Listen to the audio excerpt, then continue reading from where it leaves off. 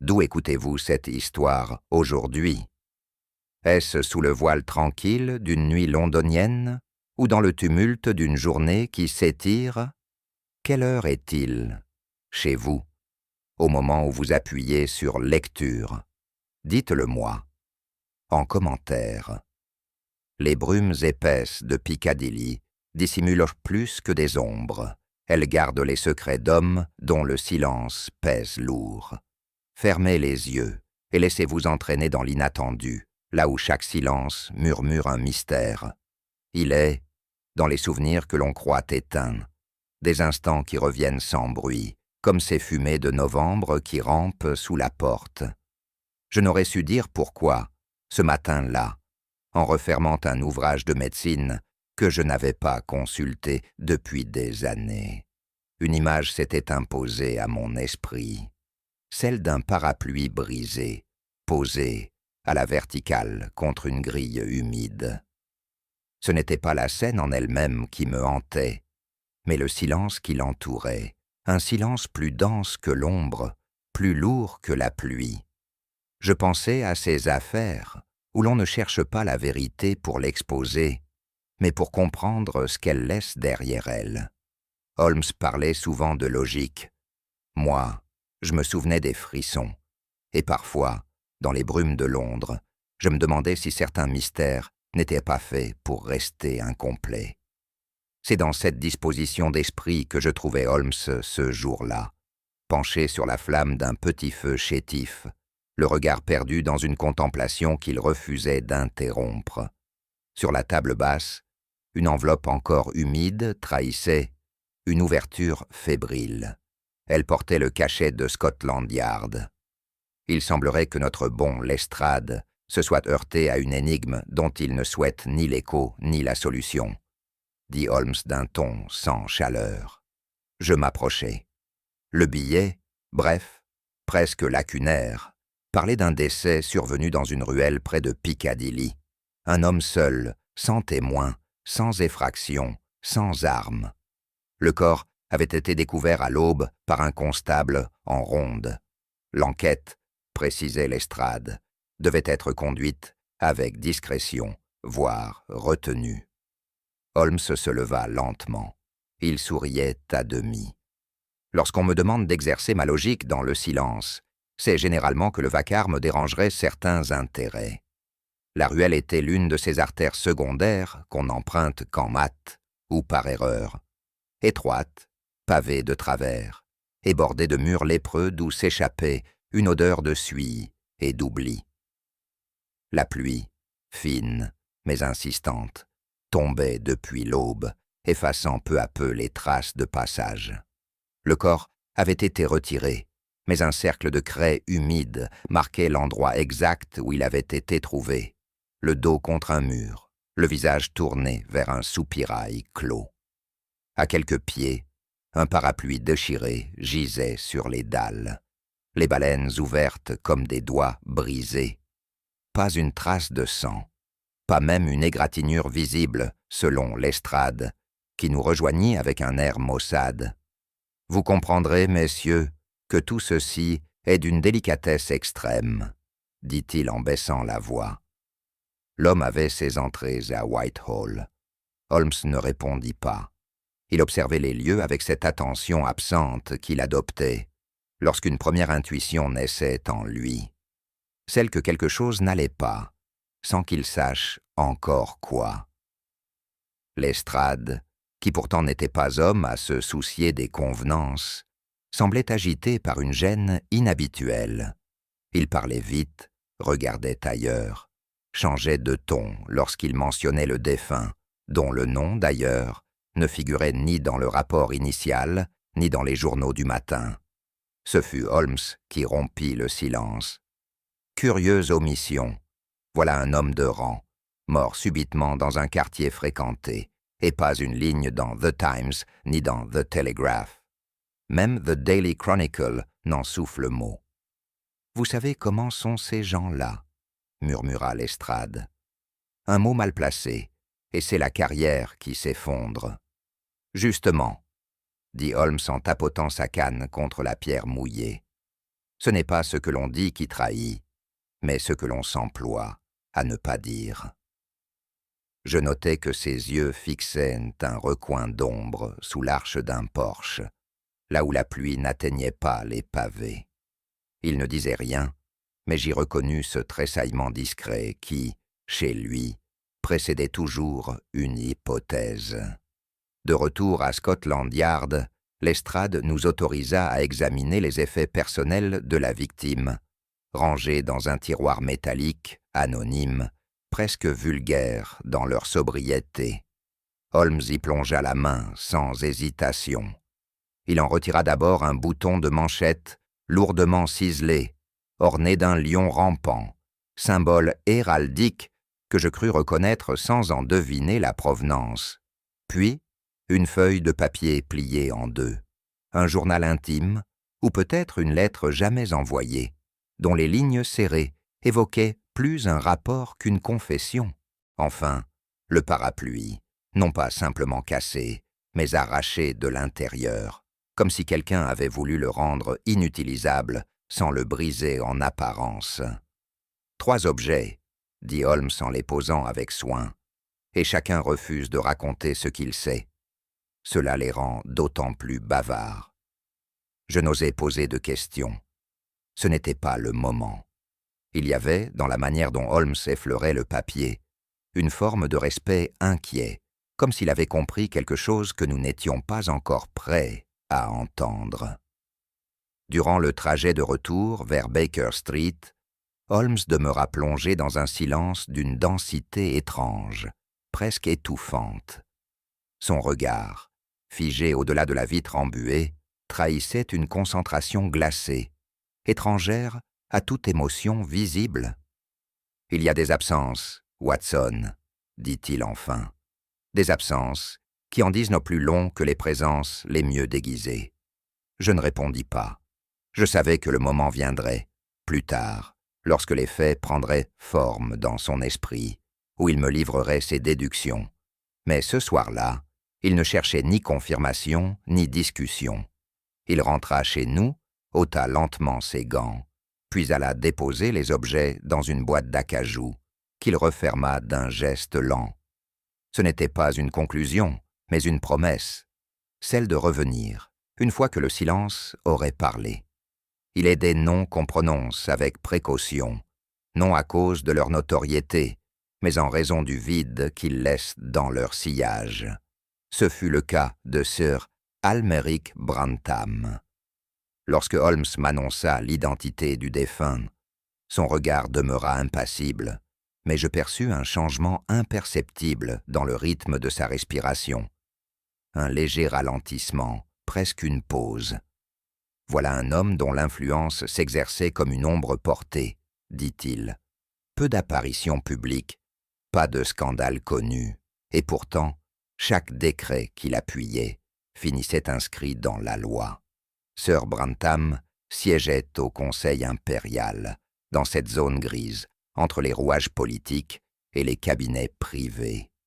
Sa mort, m'expliqua Holmes, n'arrangeait personne, mais son existence dérangeait davantage encore. Ce paradoxe silencieux était, selon lui, la clé de ce qui allait suivre. L'adresse nous mena à un immeuble discret de Piccadilly, où le portier baissa les yeux dès qu'il reconnut Holmes. L'appartement de Sir Brantham nous fut ouvert par un fonctionnaire au regard terne, chargé de veiller sur les lieux en attendant une instruction officielle.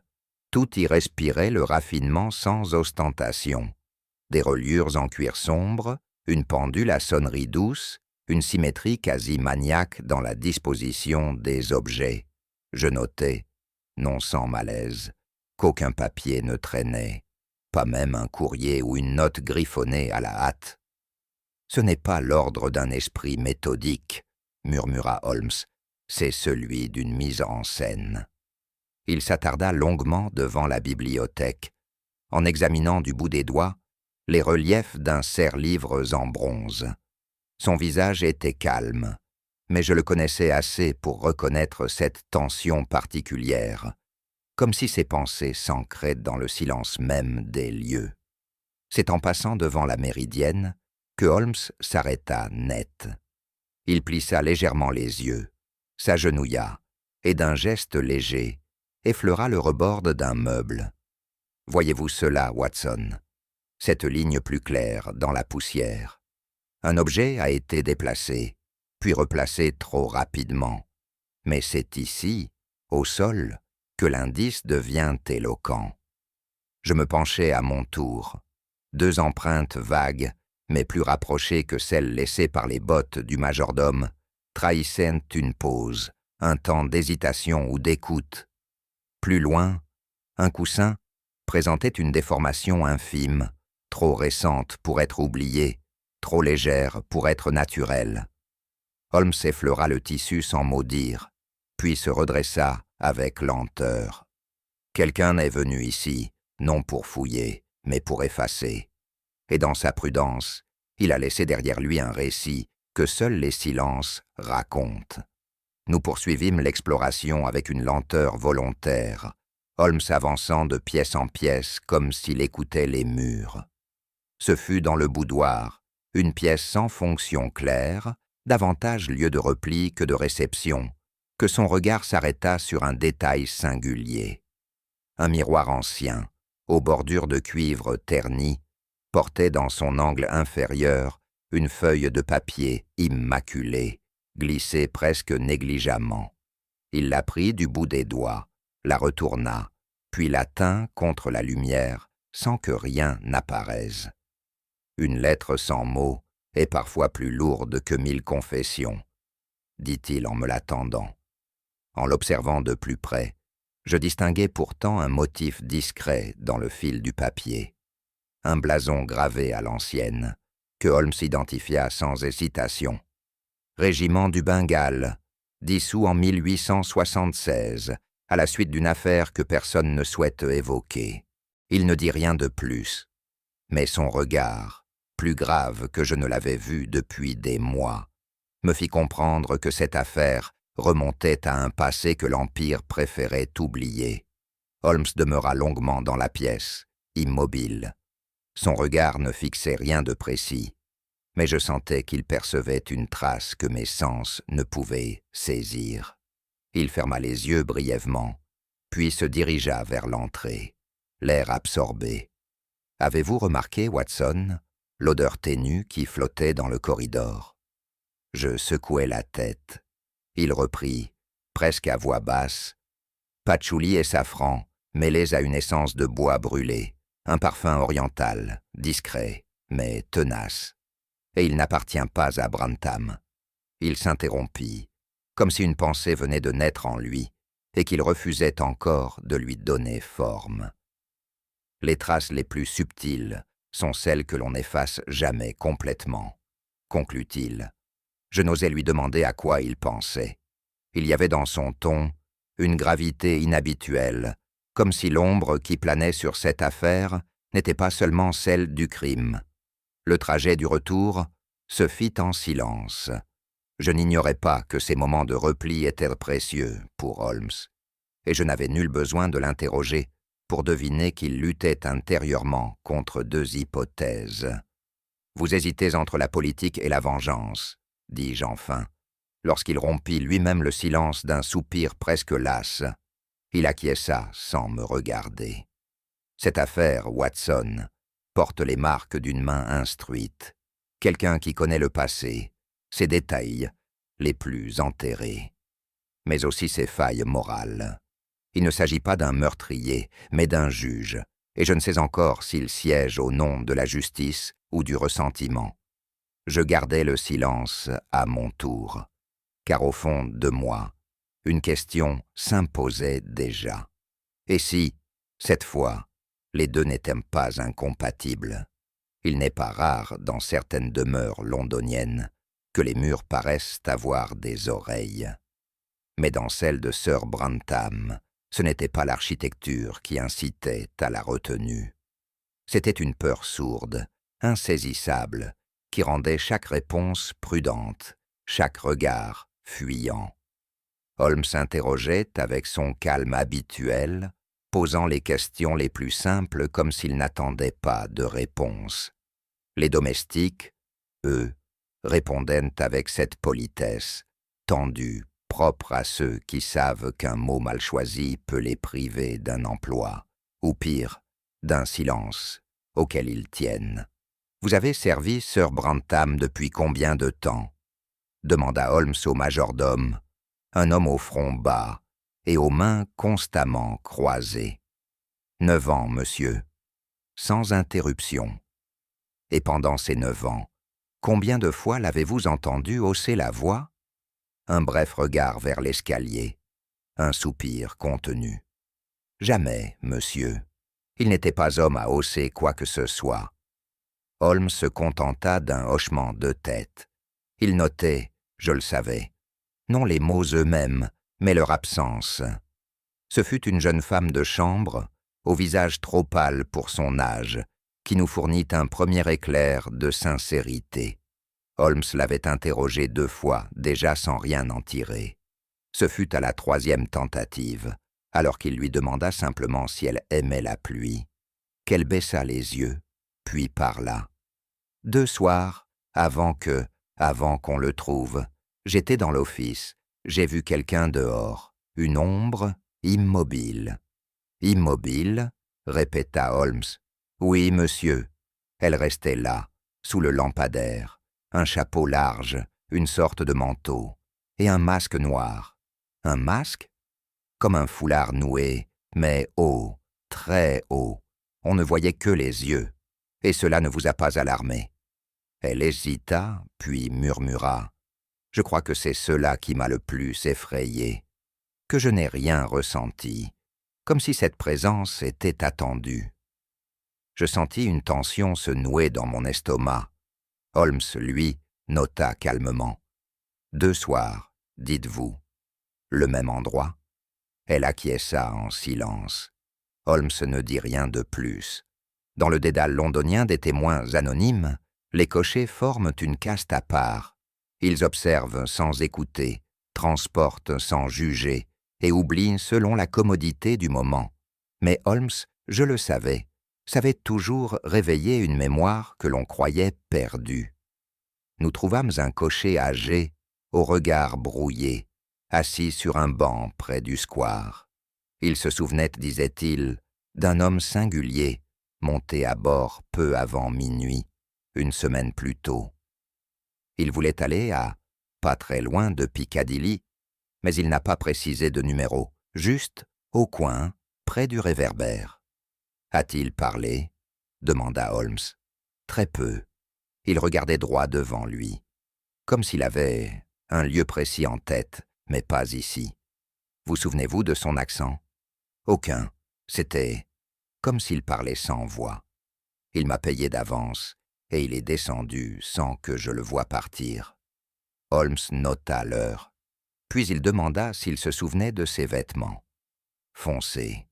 Tout était sombre, même son regard. Ce souvenir flou, que d'aucuns auraient jugé inutile, parut suffire à Holmes, qui se contenta de murmurer. Une absence habillée de silence. Ce fut dans un club privé, fréquenté par une certaine élite bureaucratique, que Holmes, par un détour apparemment banal, insista pour entrer. Il y prétendit un besoin de consulter un registre d'archives, ce qui ne fut qu'un prétexte. À peine avions-nous franchi le seuil qu'un homme au teint mat, assis près du feu, nous aperçut et se leva aussitôt. Ce ne fut pas tant son départ précipité qui frappa Holmes, mais l'absence même de réaction autour de lui. Personne ne sembla remarquer qu'il fuyait. « Watson, suivez-le » fit-il d'un ton sec. Je m'élançai à contre-cœur. L'homme traversa le vestibule, descendit 2 marches vers une cour intérieure, puis bifurqua dans un passage étroit entre 2 maisons. Son pas était rapide, mais sans précipitation. Je perdis sa trace dans un tunnel bas, où la lumière se faisait rare et l'air plus froid. Lorsqu'enfin je débouchai sur une impasse, il n'y avait plus âme qui vive, pas même un bruit de pas au loin. Je revins, frustré. Holmes m'attendait sans impatience. « Vous l'avez perdu. »« Il s'est volatilisé ?» répondis-je. Holmes ne sourit pas. Il nota quelque chose sur son carnet, puis referma le tout d'un geste sec. Un homme qui fuit sans courir est un homme préparé. Ce fut le lendemain, au détour de 2 entretiens successifs, que le nom émergea, non de manière nette, mais comme un souffle prononcé trop vite pour être relevé. « Sassenheim », répéta Holmes en notant d'un trait bref. « Ce n'est pas un nom anglais. »« Je ne l'ai jamais entendu ici, » dis-je. « C'est bien ce qui m'inquiète. Le majordome prétendait l'avoir entendu une seule fois dans la bouche de Brantham, comme un murmure de contrariété.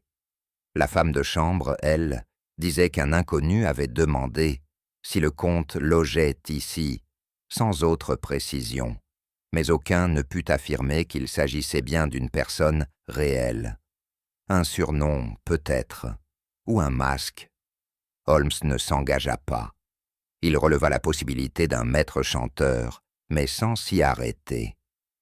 Tant que ce nom circule sans source, il reste un mirage, dit-il.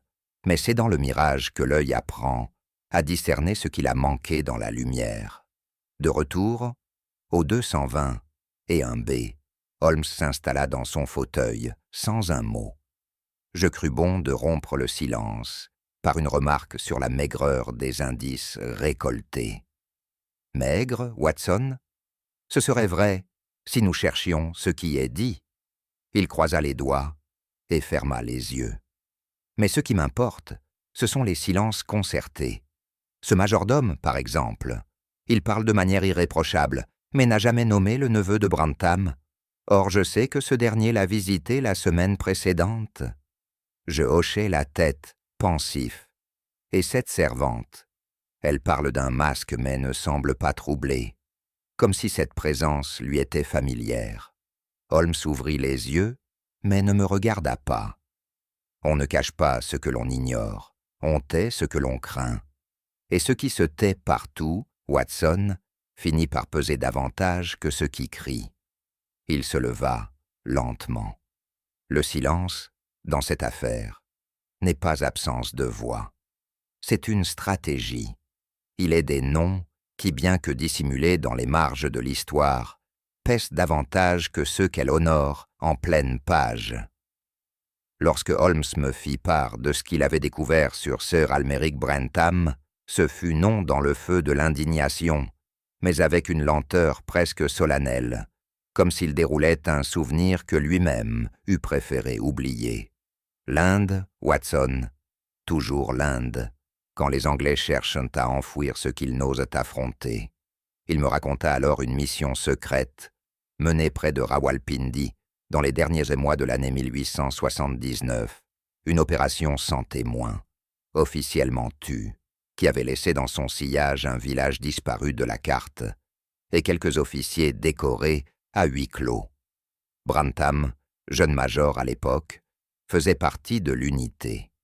Le silence autour de cette expédition est plus épais que celui d'un procès truqué, dit Holmes, et ceux qui auraient pu témoigner ont, les uns après les autres, quitté ce monde ou disparu de la scène.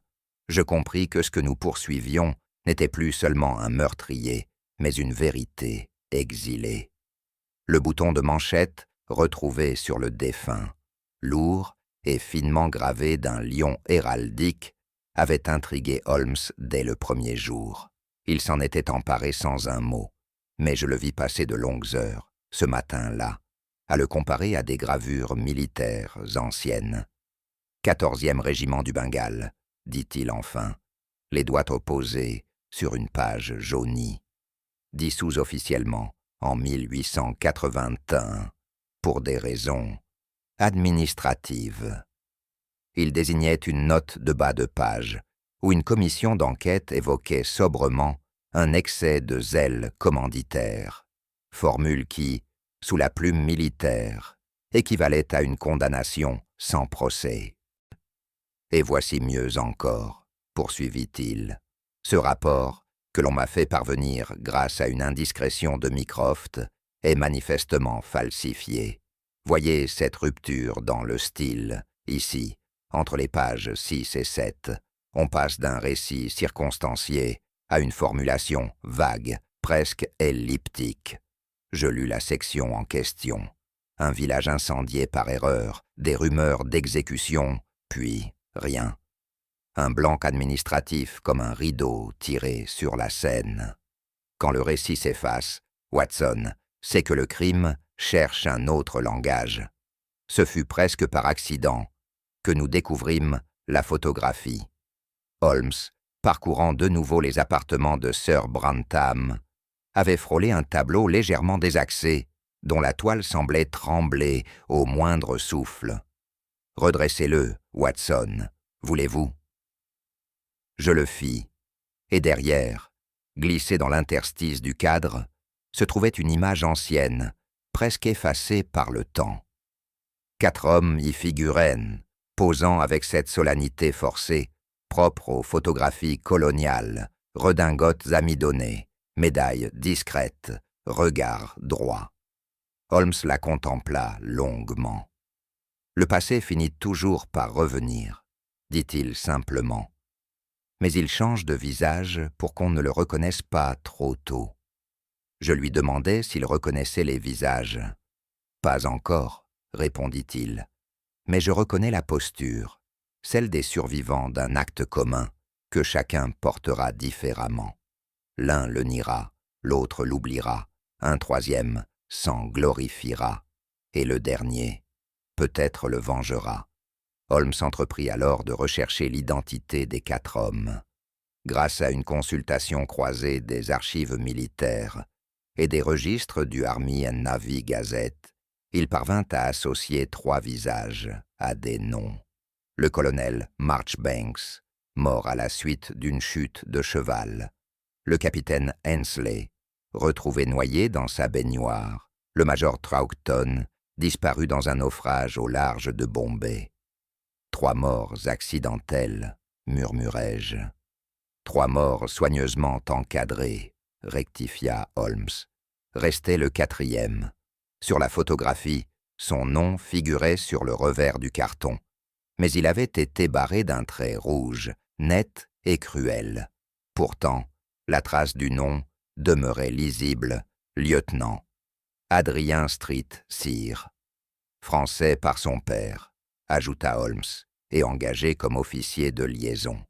Officiellement tombé au combat en 1880, mais le corps ne fut jamais rapatrié. Je compris l'implication avant même qu'il la formule. Et si l'homme n'était pas mort? Et s'il avait consacré sa vie à faire tomber, un à un, les autres visages de la photo? Holmes ne dit rien. Il contempla l'image, longuement, avant de la glisser dans sa poche. Le passé ne se venge pas, il attend. Il y avait chez Holmes une forme de retenue qui confinait parfois au mutisme.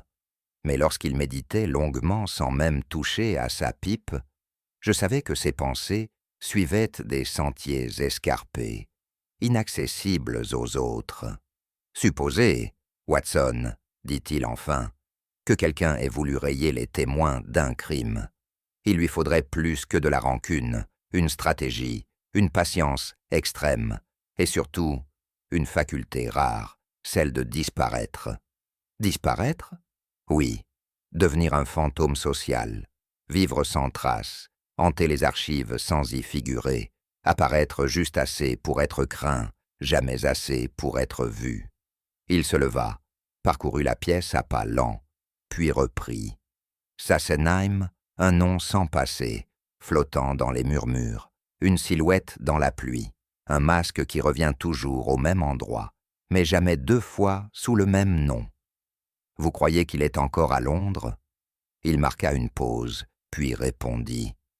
Je crois que c'est Londres qui est en lui, et que le prochain nom à disparaître n'a pas encore été prononcé. Je frémis, car pour la première fois, je ne voyais plus seulement un meurtrier. Je pressentais la logique d'un jugement, lent, méthodique, implacable. Il existe, dans la patience obstinée de Holmes, une forme de foi que je n'ai jamais su entièrement comprendre. Non celle d'un mystique, mais celle d'un homme qui croit au retour du crime vers son propre reflet.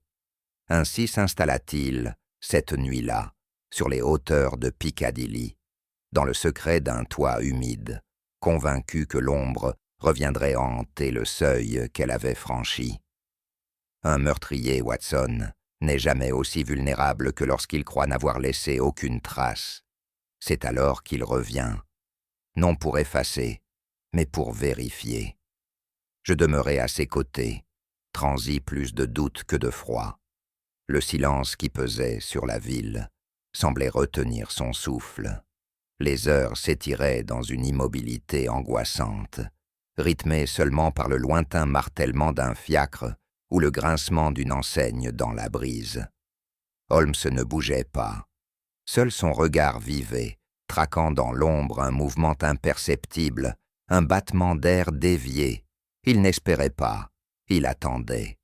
Et dans cette attente, quelque chose en lui s'aiguisait. Je ne pus m'empêcher de le fixer à la dérobée. Il n'était plus le Holmes que j'avais accompagné 1000 fois sur les rives de l'inconnu. Son visage, bien qu'immobile, portait les stigmates d'une lassitude que l'orgueil seul contenait. Sous ses paupières se tendues, une tension sourde trahissait des nuits sans sommeil, et peut-être, chose plus rare, une inquiétude. Je n'osais rompre son silence. Il n'était pas dans son habitude de se plaindre, mais son front, plus creusé qu'à l'ordinaire, parlait à sa place. Je crus percevoir en lui une forme de hantise, non celle d'un danger immédiat, mais celle d'une vérité qui, trop longtemps retenue, menace de se révéler dans toute sa cruauté. « Vous allez trop loin, Holmes, » murmurai-je, enfin.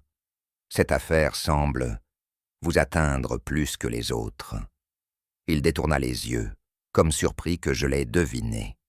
Puis, d'un ton plus bas, encore que le mien, « Certains fantômes, Watson, ne reviennent pas pour nous effrayer, mais pour nous rappeler ce que nous avons voulu ignorer. » Et il replongea dans l'obscurité, comme s'il cherchait en elle non une présence, mais un souvenir.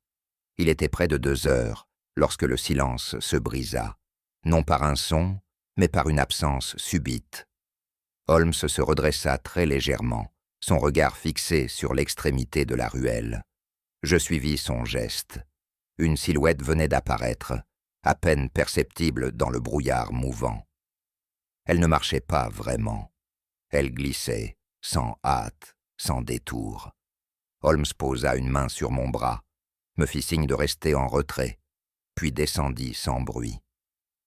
Je ne vis de lui qu'un bref mouvement, une ombre parmi d'autres, puis son absence, plus marquante encore que sa présence. Le silence s'épaissit de nouveau. Quelques minutes s'écoulèrent, longues, tendues, vertigineuses. Puis je perçus un échange de voix, feutré, comme étouffé par la brume elle-même. Ce n'était pas un interrogatoire, ni une altercation, c'était un dialogue, ou plutôt un aveu offert à qui saurait entendre. Holmes reparut seul. Son visage était impassible, mais je crus y lire une nuance d'étonnement, presque de respect. Il est venu. Il ne s'est pas caché, et il a parlé. Je n'osais poser de questions. Il me regarda brièvement, puis tendit la main. « Suivez-moi, Watson. » Il a laissé quelque chose derrière lui. Il parlait français, dit Holmes en marchant d'un pas vif mais égal. Un français, élégant, teinté d'un accent méridional, presque théâtral. Il mesurait chaque mot comme on pèse une vérité trop lourde. Nous atteignîmes l'endroit où la silhouette s'était tenue. Rien ne subsistait, sinon une buée plus dense, une ombre persistante dans l'air. « Il n'a pas fui, » reprit Holmes. « Il a simplement disparu, comme s'il avait dit ce qu'il devait dire. » Je me hasardai à demander ce qu'il avait dit. Holmes s'arrêta, les yeux perdus dans le vide. Il a parlé de la vérité enterrée dans le feu. Rien d'autre. Je restai muet. Cette phrase, obscure, poétique, presque mystique, résonnait comme une clé sans serrure. Il m'a regardé comme un homme regarde un miroir, pas pour se reconnaître, mais pour vérifier s'il est encore vivant. Holmes semblait troublé, non par peur, mais par la densité de ce qui venait de s'échanger. L'homme n'avait pas tenté de justifier ses actes, ni de convaincre. Il s'était présenté comme une énigme volontaire, offerte sans promesse d'être résolue. Ce n'était pas une menace, conclut Holmes, c'était un adieu déguisé. Sur les pavés encore humides, à quelques pas de l'endroit où la silhouette s'était tenue, Holmes s'accroupit et ramassa un morceau de papier froissé, comme abandonné à dessein. Il le déplia lentement, en silence, puis me le tendit sans commentaire. J'y lus 4 vers, tracés d'une plume nerveuse mais ferme, signés simplement d'un A. Dans la cendre dort la mémoire, là où le sang n'ose parler, un souffle veille après l'histoire et juge en silence les damnés. Je restais figé. Il y avait dans ces lignes une beauté sombre, presque liturgique, et une douleur contenue qui me serra la gorge. Je levai les yeux vers Holmes. Est-ce une confession? Ou une menace? Ou un chant funèbre? Peut-être tout à la fois. Il plia le papier avec soin, comme s'il tenait entre ses doigts un éclat de verre brisé. Puis il le glissa dans la poche intérieure de sa veste, non sans une lenteur inhabituelle. Le langage de cet homme n'est pas celui du crime ordinaire, Watson. C'est celui d'un esprit façonné par l'exil, nourri par la perte, et qui ne tue pas pour dominer, mais pour équilibrer une balance invisible. Je ne sus quoi répondre, car pour la première fois, j'eus le sentiment que notre enquête n'avait pas pour but d'arrêter un homme, mais de comprendre une logique qui nous dépassait. Il arrive que les objets parlent non mieux que les hommes, non par éloquence, mais par persistance. La montre retrouvée sur le corps de Sir Brantham avait semblé, au premier regard, un accessoire anodin, mais Holmes, en l'examinant à la lueur d'un après-midi pâle, avait relevé une particularité. La gravure du fond avait été polie récemment, comme si l'on avait voulu effacer un nom. Westminster, dit-il, et non pas pour sa politique, mais pour son horlogerie. L'atelier se trouvait dans une ruelle calme. L'horloger, un homme méticuleux, aux gestes mesurés, reconnut immédiatement la pièce. Elle est venue ici il y a moins d'1 mois. On m'a demandé de changer le ressort, très précis, sur commande. Le nom utilisé était Adrien Saint, Sire. Holmes ne laissa paraître aucune réaction, mais je perçus le léger mouvement de ses doigts, ce frémissement discret qui précédait, chez lui, une certitude. « Vous connaissiez cet homme ?»« C'est impossible, » répondit l'horloger. Il m'a dit être de passage. Il portait des gants, et sa voix... C'était une voix sans pays. Holmes hocha la tête. La montre, objet de précision, devenait soudain fragment de fantôme. Reconstituer les derniers jours d'un homme, Watson, est une entreprise moins policière qu'existentielle, me dit Holmes, alors que nous remontions vers Baker Street. Durant les heures suivantes, il s'attela à ce qu'il appelait la cartographie de l'invisible. Un enchevêtrement de lieux visités, de rendez-vous oubliés, de déambulations dont rien ne subsistait, sinon des noms inscrits dans des registres confidentiels. Sir Brantham, apprit-il, avait quitté Piccadilly à plusieurs reprises, sans prévenir son entourage. Il avait été vu à Kensington, puis à Clerkenwell, et enfin à Maida Vale, 3 quartiers, 3 atmosphères, 3 visages différents de Londres.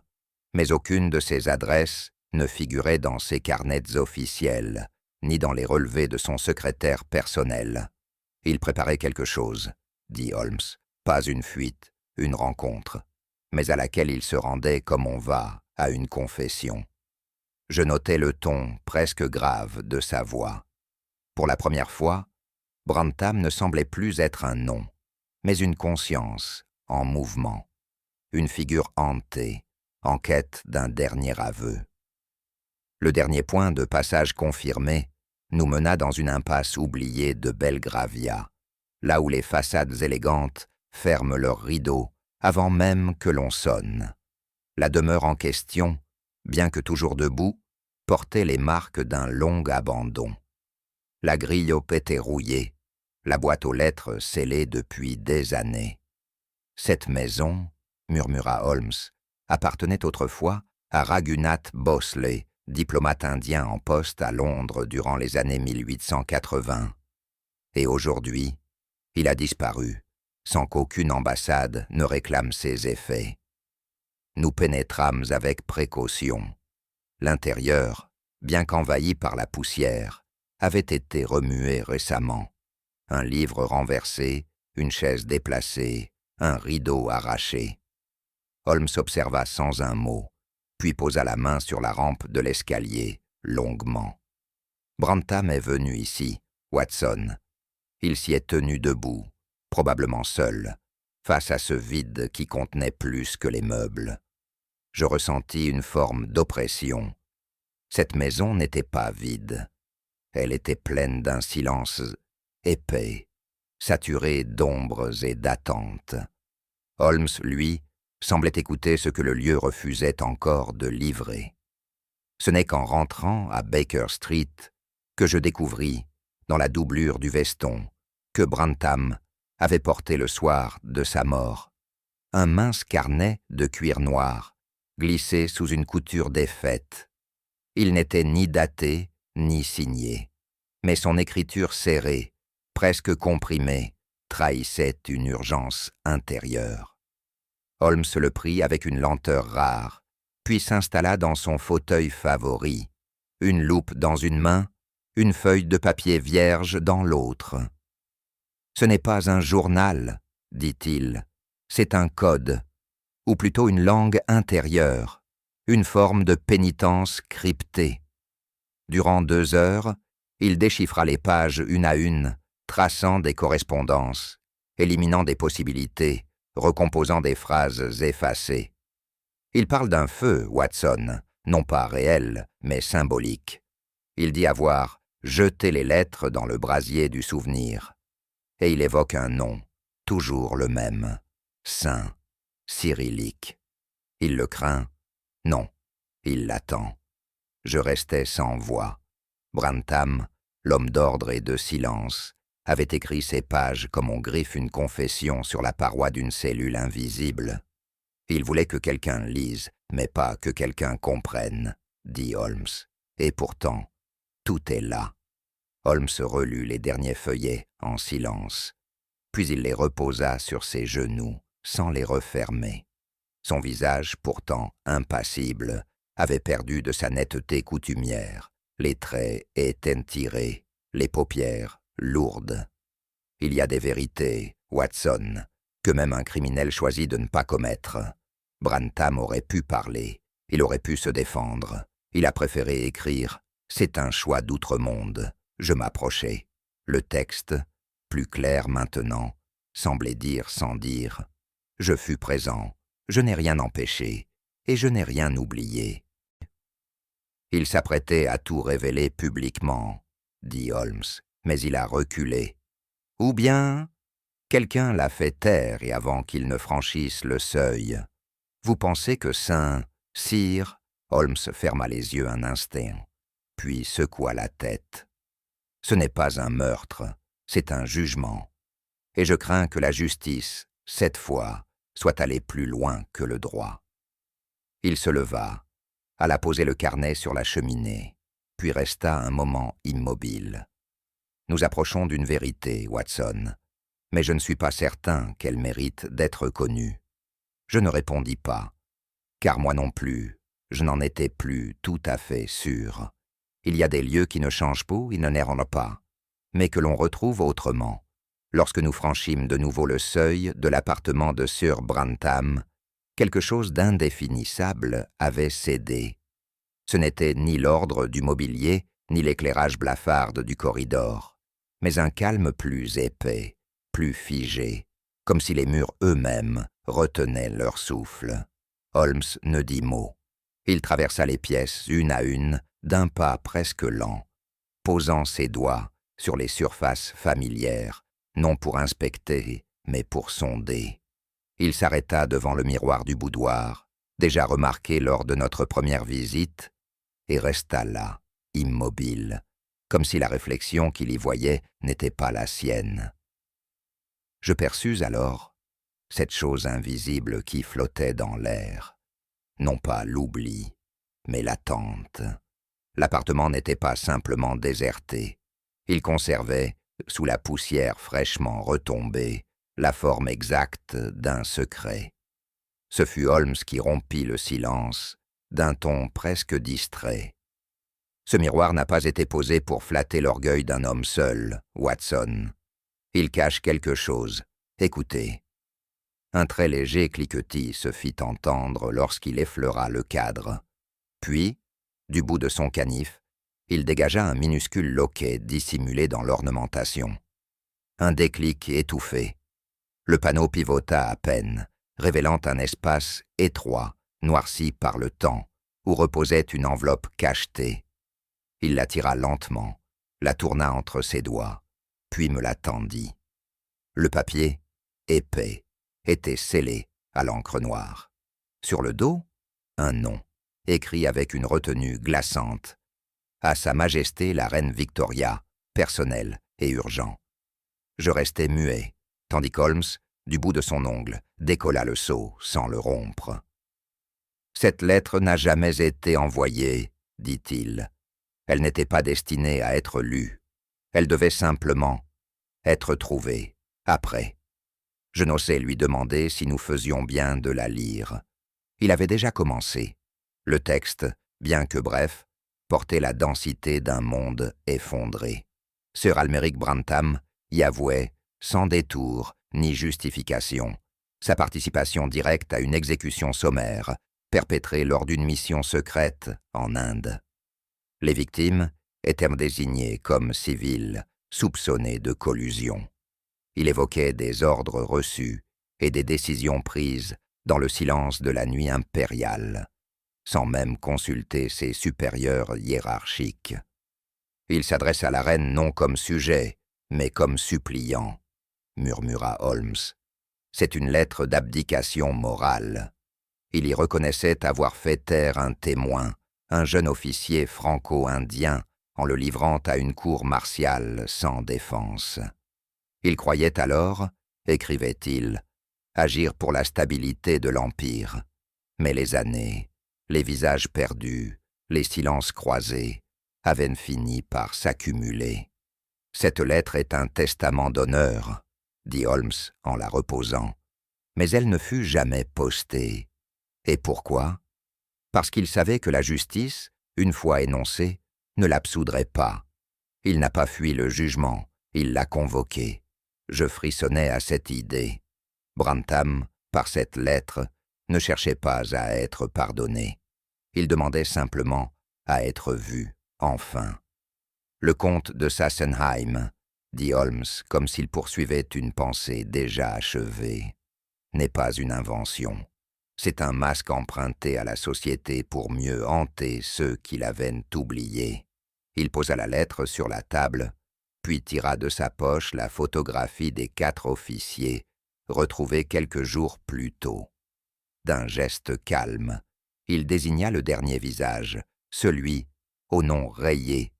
Lieutenant Adrien Saint-Cyrillique, officier de liaison, mort en mission, selon les registres, ou plutôt, mort sans preuve. Vous pensez que c'est lui? Non, Watson, je le sais. La voix de Holmes n'avait pas vibré. Elle portait cette certitude qui ne demande ni confirmation, ni gloire. Il a vu sa famille mourir, a été trahi par ses supérieurs, et déclaré mort pour éviter l'instruction.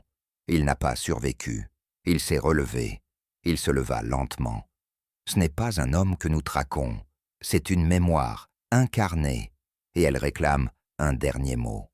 L'expression de Holmes, en ce moment précis, perdit de son contrôle. Il marcha quelques instants dans l'appartement, les mains jointes derrière le dos, puis s'arrêta net. Il y a un nom qui n'a pas encore été effacé, Watson. Un homme vivant. Le dernier officier, resté en poste, à Londres. Et s'il suit la logique que j'entrevois, alors le rendez-vous est déjà fixé. Quand? Dans 2 jours, peut-être moins. Le rythme est régulier, la mise en scène identique. Chaque victime préparée, chaque silence laissé comme une balise. Il sortit de sa poche un feuillet griffonné. Voici les 3 noms précédents, les dates, les lieux, tous reliés à la mission de 1879. Le dernier se nomme Wilfrid Garrow. Il siège au ministère des colonies. Je compris alors que ce n'était plus une enquête. C'était une course contre un temps que nous ne maîtrisions plus. Holmes se tourna vers moi, le regard plus grave que je ne l'avais jamais vu. Il ne reste qu'un témoin, Watson, et une main qui, à cette heure, doit déjà être tendue vers lui. La nuit qui suivit fut longue. Je ne parvenais pas à dormir. Les phrases de Holmes tournaient dans ma tête, comme des aiguilles sans cadran. Et, pour la première fois depuis que je le connaissais, je le vis s'asseoir, sans pipe, sans livre, sans mots. Il restait là, le regard fixe, comme s'il interrogeait une balance intérieure dont les plateaux ne s'équilibraient plus. « Si je le trouve, murmura-t-il, dois-je le livrer ?» Je ne sus quoi répondre, car tout dans cette affaire semblait fausser les repères, la loi, la faute, la justice, et même le temps. Peut-être, poursuivit-il, que certaines vérités ne doivent pas être arrêtées, seulement regardées en face et comprises. Il se leva, mais sans l'énergie coutumière de la décision. Ce n'est plus une affaire de déduction, Watson. C'est une affaire d'âme. Et je crains que la mienne ne sache plus tout à fait ce qu'elle doit faire. Parmi les armes les plus redoutables de Holmes, il en est une que peu soupçonnent, la plume. Ce soir-là, dans le silence de Baker Street, je le vis tracer sur une feuille vierge quelques lignes d'une écriture tremblée, volontairement maladroite, comme si la main de l'auteur était animée par la hâte ou la crainte. « Il faut qu'il la croie authentique », me dit-il, sans lever les yeux. Une voix d'outre-tombe ne saurait être trop parfaite. Il venait de rédiger une lettre fictive, supposément retrouvée parmi les affaires de Sir Brentham. Un appel à un dernier rendez-vous, dans la ruelle latérale de Downing Street, cette artère étroite où le brouillard descend plus bas qu'ailleurs. Elle circule déjà, Watson. Elle sera lue ce soir par la personne qu'elle vise. Je l'ai confiée à une bouche discrète. Je n'osais interroger ses relais. Le piège, cette fois, n'était ni mécanique ni armé. Il reposait sur la mémoire, sur la possibilité que le passé, convoqué avec justesse, finisse par se présenter de lui-même. Holmes observe longuement la page repliée, puis il souffla doucement. Si cette nuit échoue, c'est que l'homme est déjà mort. Nous étions là depuis 1 heure. Le temps glissait sans bruit, dans cette ruelle où les réverbères, d'habitude vacillants, semblaient ce soir retenir leur souffle. Holmes, adossé à la pierre, gardait les bras croisés, son visage invisible dans l'ombre. Je n'avais pas besoin de lui parler. L'atmosphère était saturée d'attente, comme si chaque cliquetis de bottes sur la chaussée pouvait être le signal. Puis, à minuit moins 5, il apparut. Une silhouette seule, sans précipitation. Elle avançait droit vers nous, sans détour, sans ruse, ni hésitation ni regard autour, comme s'il venait non pour fuir, ni pour frapper, mais pour conclure. Holmes se redressa légèrement. Je sentis dans sa posture quelque chose d'inédit. Non pas la tension de l'enquêteur, mais une gravité plus intime. L'homme s'arrêta à quelques pas, ôta lentement son chapeau. Sa voix ne vint pas. Il attendait. Il n'avait ni l'aspect d'un criminel, ni celui d'un aristocrate. Son visage, aux traits, à peine durci par l'âge, portait ces lignes qu'on ne trouve que chez les hommes qui ont beaucoup vu, peu parlé et survécut à tout ce que d'autres n'auraient même pas osé nommer. Ce fut Holmes qui rompit le silence. « Vous vous appelez toujours Adrien Saint.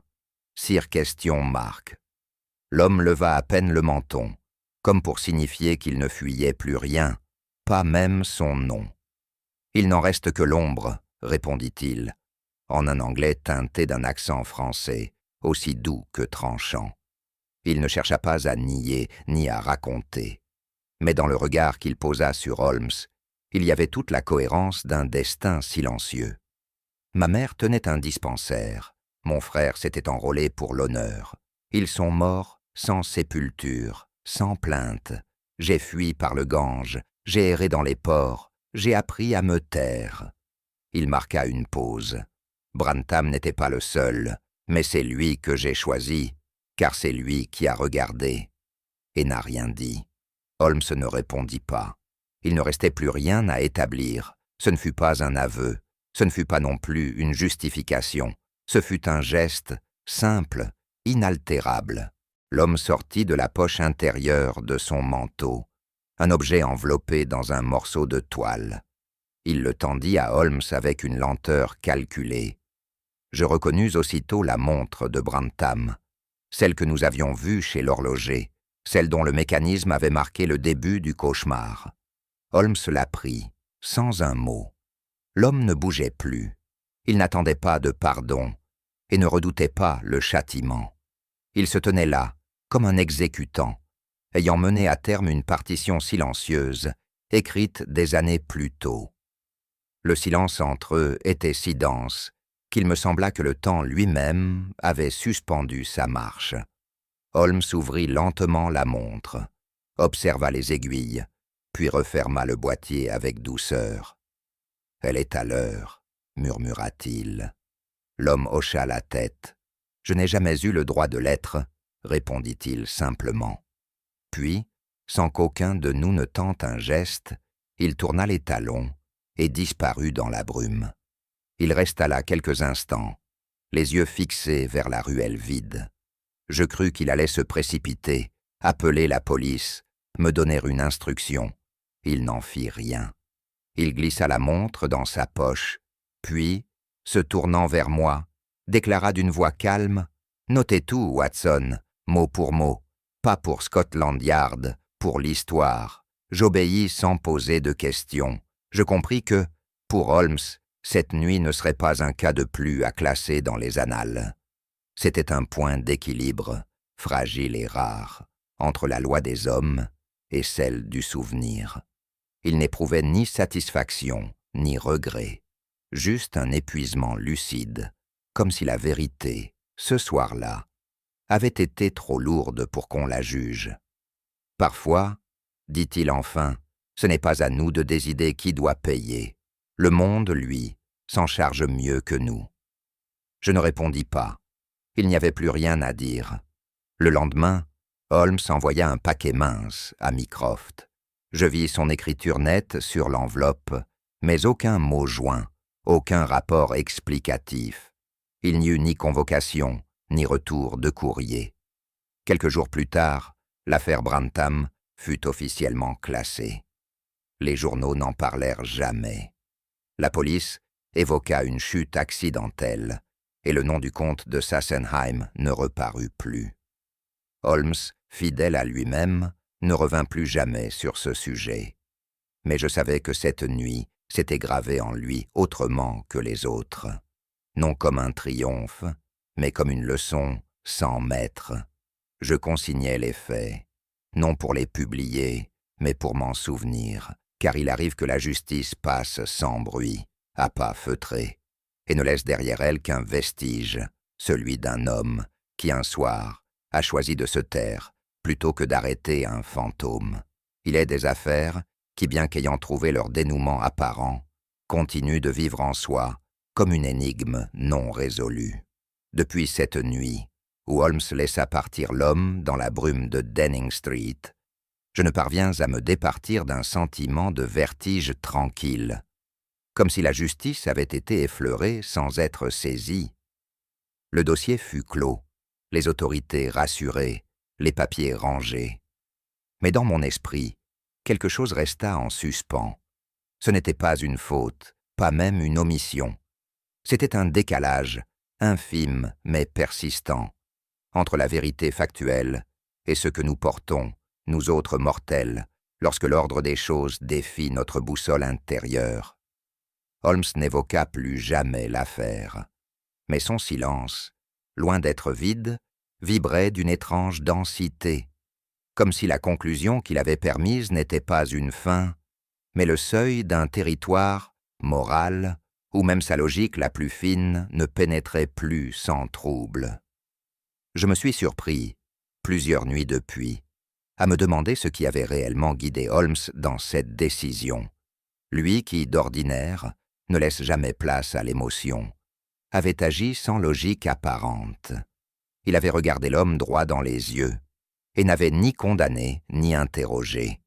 Je l'ai observé longuement après ces événements. Il n'était pas soulagé, il n'était pas tourmenté, il était en retrait, comme si une part de lui s'était dérobée à son propre système de pensée, choisissant le silence comme seule issue possible à une équation dont les termes n'étaient non plus de ce monde. Était-ce compassion? Était-ce une forme rare d'intelligence qui dépasse le calcul, ou simplement la reconnaissance qu'en certains cas, le monde s'est déjà chargé lui-même de ce qu'aucun tribunal ne saurait juger? Je ne peux trancher, mais je crois que, en cet instant-là, Holmes s'est souvenu qu'il était humain. Parmi les nombreuses répliques que j'ai recueillies de mon compagnon, il en est une, prononcée presque à voix basse, dans un de ces interludes entre deux cas, qui ne m'a jamais quitté. Il est des crimes où la punition serait un deuxième crime. Il ne m'expliqua jamais ce qu'il visait alors, ni sur quel événement précis portait cette pensée. Mais je compris, plus tard, que ce n'était pas un raisonnement, c'était une fracture, une brèche dans la rigueur de son esprit, où perçait autre chose, peut-être l'écho d'une enfance oubliée, d'un frère silencieux, ou d'un souvenir qui n'appartenait qu'à lui. Depuis cette nuit, cette phrase me revient souvent. Elle résonne comme une note grave sous la surface de mes jours. Non pas comme une vérité, mais comme un aveu que la vérité, parfois, blesse plus que le mensonge qu'elle détrône. Le détail me sauta aux yeux un matin, tandis que je cherchais ma canne dans l'entrée du 221B. Un vieux parapluie, à la poignée fendue et à la toile ternie, pendait à l'un des crochets du mur. Il n'était pas à moi, et Holmes n'en portait jamais. Je mis un moment à le reconnaître. C'était celui de Brantham, retrouvé près du lieu du crime, plié, brisé, abandonné. Je n'osais demander pourquoi Holmes l'avait conservé. Il semblait ne pas y prêter attention, mais il ne l'enleva jamais. Et chaque visite que je lui rendais me plaçait face à cet objet muet, comme à une balise dont le sens m'échappait. Avec le temps, il devint une sorte de témoin silencieux, ni symbole, ni relique, simplement la trace persistante d'une histoire qu'on refuse d'oublier. Il nous rappelait que certaines affaires, même closes, continuent d'habiter les lieux, et qu'un parapluie suspendu peut contenir plus de mémoire qu'un procès. Dans le salon, juste au-dessus de la cheminée, Holmes avait fait suspendre une photographie ancienne, encadrée sans ornement. Je la reconnus immédiatement, celle des 4 officiers coloniaux, exhumés derrière le tableau décroché au début de notre enquête. Il ne fit aucun commentaire en la posant là. Il ne me demanda pas mon avis. Elle n'était ni ostentatoire, ni cachée, simplement présente. Pendant un temps, je crus qu'il l'avait accrochée comme un indice resté sans suite. Puis je compris que c'était autre chose, un geste de mémoire, une manière de dire que tout ne s'oublie pas, même lorsqu'on ne peut plus en parler. Parfois, en fin d'après-midi, je le surprenais, debout, devant ce cadre. Il ne le regardait pas à proprement parler. Il semblait l'écouter, et dans ce silence, je sentais passer quelque chose de plus vaste que toutes nos affaires résolues. Le poids d'une histoire dont la vérité ne sera jamais dite, mais dont l'ombre, elle, ne s'efface pas.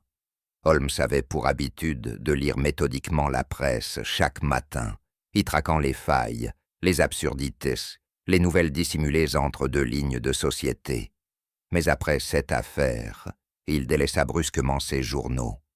Je le voyais feuilleter distraitement la première page, froncer à peine les sourcils, puis poser le tout sur le guéridon, intact. Il ne faisait plus de remarques acérées, ne soulignait plus d'articles à la pointe de sa plume.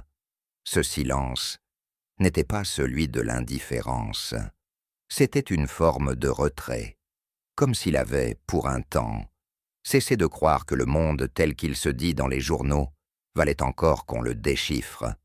Je crois qu'il avait compris, ou redécouvert, que les vérités les plus profondes ne s'écrivent pas, qu'elles se vivent, s'endurent ou se taisent, et que les nouvelles les plus importantes, celles qui touchent aux marges de la justice, au cœur de l'homme, ne paraîtront jamais en colonne de une.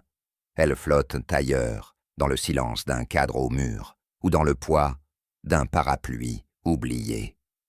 En refermant ce chapitre, il demeure en moi une image indélébile, celle d'un silence plus pesant que 1000 paroles, et d'ombre qui ne se dissipe jamais totalement. Certaines vérités, aussi logiques soient-elles, glissent toujours entre les doigts, laissant derrière elles un mystère intime, une mémoire que le temps n'efface pas. C'est ce murmure, ce poids invisible qui hante plus que le crime lui-même. Et vous, pensez-vous que la justice se mesure toujours à l'aune de la loi, ou existe-t-il des jugements que seul le cœur peut comprendre? Lequel des deux hommes portait vraiment la vérité? Et si la réponse était ailleurs? Dites-le-moi en commentaire.